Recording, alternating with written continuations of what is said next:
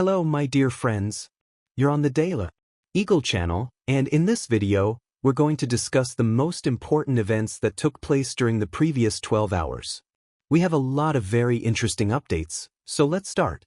Today is the 24th of February, 2025, which means that we are now entering the 4th year of the special military operation. 3 years ago, on February 24, 2022, the Russians crossed the border into Ukraine. As a result of those attacks, the Russians managed to take control of approximately 20% of Ukraine. Over the past 3 years, we have witnessed numerous clashes and bloodshed on Ukrainian territory, and the war continues. However, there is an important difference between 2024 and previous years. At least this year, we are beginning to receive different updates and signals that the Western countries and the Russian Federation are ready to start negotiations for a settlement of the conflict. We see that the United States and Russia are attempting to find a solution, but on the other hand, Ukraine and the European Union have a completely different position.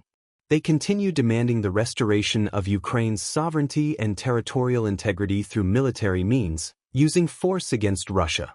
Regardless of all these developments, today marks the first day of the 4th year of the special military operation. And today, Ukraine has achieved its first victory. They won the German elections of 2025.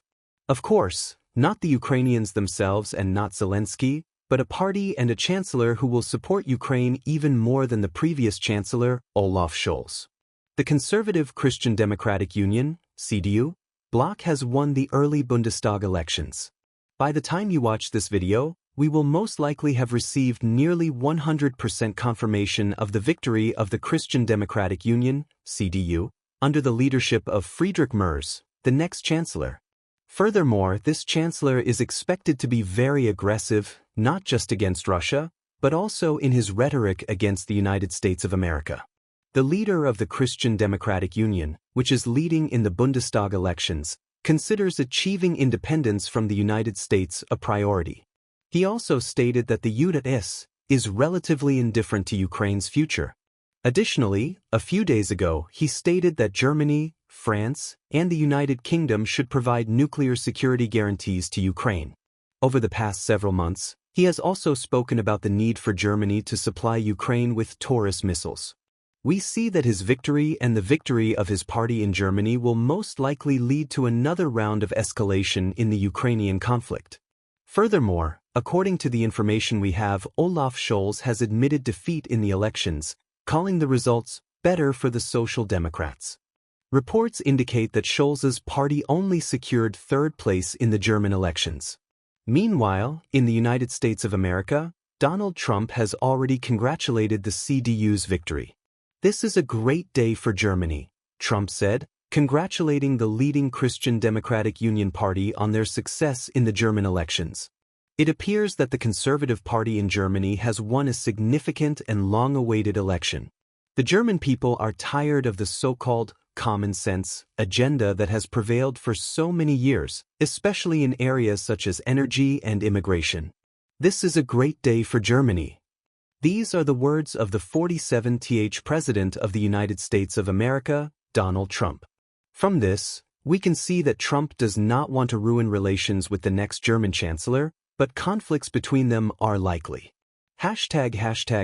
Now, let's move to Ukraine and discuss some important statements. If you remember, yesterday, Zelensky attended a major forum where he spoke about Ukraine's future and made several statements that weakened the relationship between Ukraine and the United States. This morning, on February 24, we started receiving the first signals and reactions from the United States. The U.S. removed the word security from the latest draft of mineral deals, refusing to even promise further military support. This was reported by the New York Times. Furthermore, Washington is now fully focused on negotiations for a settlement in Ukraine, and Trump is confident that the conflict can be ended within a week. I'll remind you that Zelensky previously stated that it is impossible to resolve the conflict within 1 week. Meanwhile, Trump's special envoy, Witkoff, believes that if peace is achieved in Ukraine, American companies will be able to return to the Russian market. Yes, of course, and most likely, this is going to happen. But the problem is that if American companies return to the Russian market, the European market will remain blocked for Russia, creating a huge barrier, a significant gap between the United States of America and the Russian Federation. Physically, it will be very difficult for Russia to overcome this barrier, as the European Union will act as a buffer zone. The war didn't need to happen, it was provoked. However, this does not necessarily mean that it was provoked by Russia. This statement was also made by Withkov. As you can see, for the first time since the beginning of the special military operation, on its anniversary, the United States of America has acknowledged that Russia is not the only side responsible for the bloodshed that has taken place since February 24, 2022. Another important statement was made by U.S. Special Envoy Stan Withkov, who said that the Istanbul Agreements of 2022 could serve as the basis for a peaceful settlement in the Russia-Ukraine war. The most important condition of these agreements is that Ukraine must reduce its army to either 60,000 or 40,000 soldiers. However, Zelensky, from his side, has stated completely different things. He insists that Ukraine must have an 800,000-strong army, join the European Union, and receive full support from Western countries. Zelensky also stated that the U.S. insists on a ceasefire without providing security guarantees, while Ukraine first demands a list of guarantees, which includes joining the European Union, Western funding for the Ukrainian army, maintaining an 800,000 strong force, the presence of foreign troops on Ukrainian territory. As you can see, there is a completely opposite understanding of the situation between the United States and Ukraine. Furthermore, Zelensky stated that Ukraine needs 20 more Patriot systems, which is obviously impossible. The most significant statement he made was that frozen Russian assets are Ukrainian money, not the money of Ukraine and its partners, but only Ukraine's. We see that Zelensky's statements are becoming increasingly difficult for Western countries to understand. Most likely, relations between the West and Ukraine will continue to worsen. We have a lot of very interesting updates regarding the situation on the Siversk direction. During the previous 24 hours, according to available information, the Russians have managed to significantly improve their positions. The most important development is that, for the first time since the battle for Siversk, we have begun receiving updates from the settlement of Lipov. A video was published by the Ukrainian side, showing Ukrainian troops attacking and later retreating, while Russian troops advanced into the area. This video is very long, with multiple episodes. One of the episodes was filmed at this specific location. Based on this video, we have adjusted the map, confirming that the reports we received over the past few days, stating that Russians had entered the westernmost part of Lipov, were true. Now, with the adjusted map, I have no doubt that Russian forces will continue their offensive operations. Furthermore, according to various pro-Russian sources and the official channel of the North Military Group of the Russian Armed Forces, Russian Marines are currently completing the cleanup of Kurylivka in the Krasnohorivka region. So, the Russians are now discussing this village.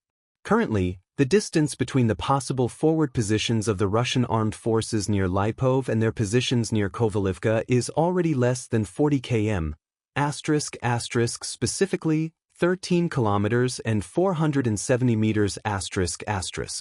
Of course, this is not yet enough to fully control the main supply roads, but we understand that the Russians are advancing toward this goal. For example, we now know that the next target of the Russian armed forces is to take full control of the village of Lipov and the tree lines surrounding the settlement. This includes the tree lines to the north, the tree lines to the south, the tree line in the center.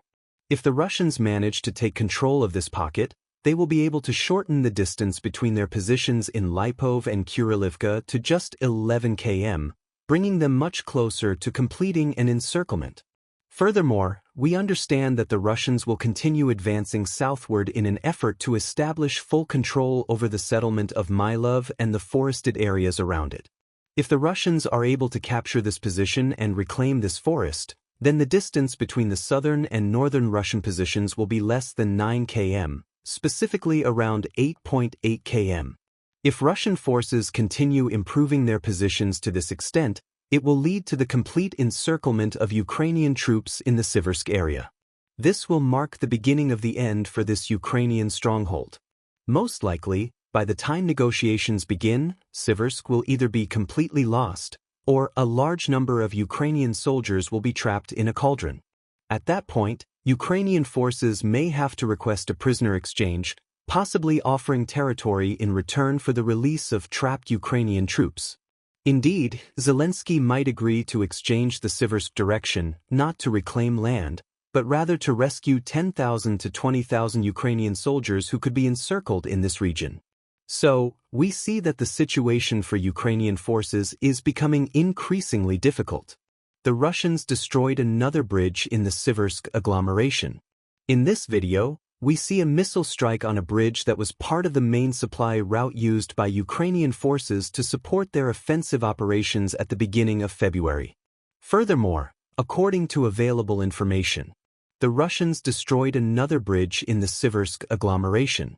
In this video, we see a missile strike on a bridge that was part of the main supply route used by Ukrainian forces to support their offensive operations at the beginning of February.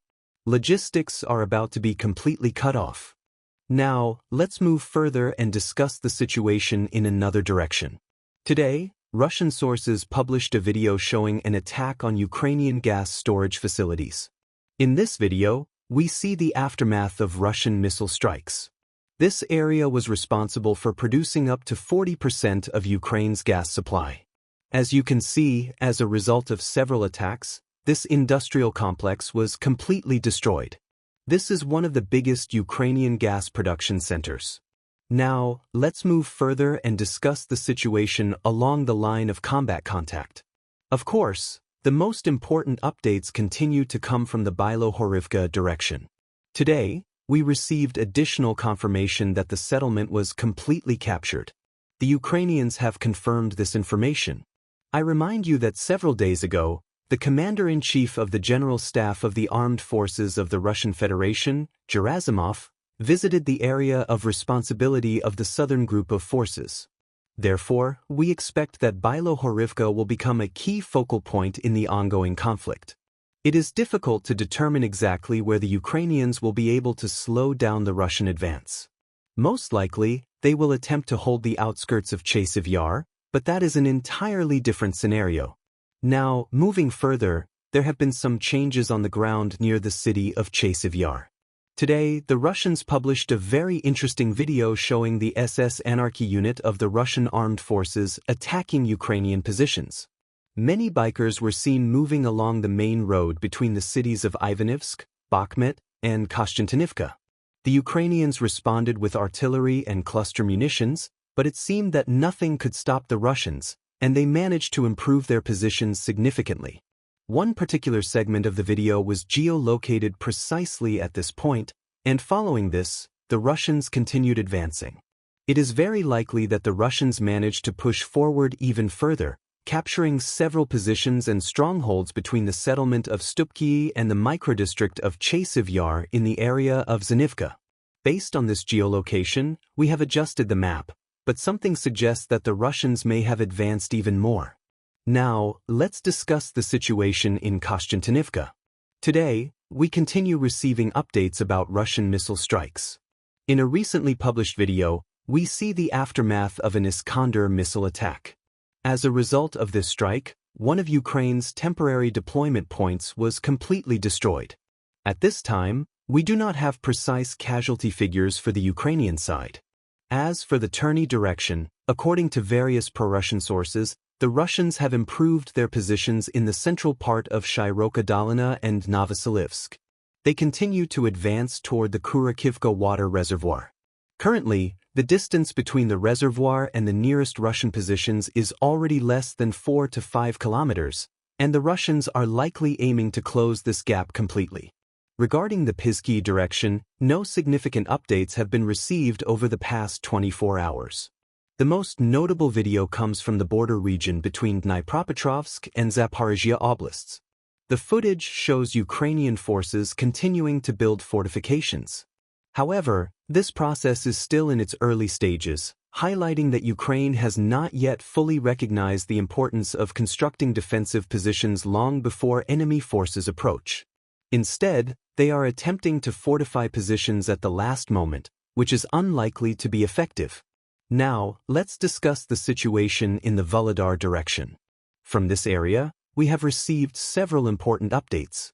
According to pro-Ukrainian sources, the Ukrainian forces have decided to abandon their positions in this pocket.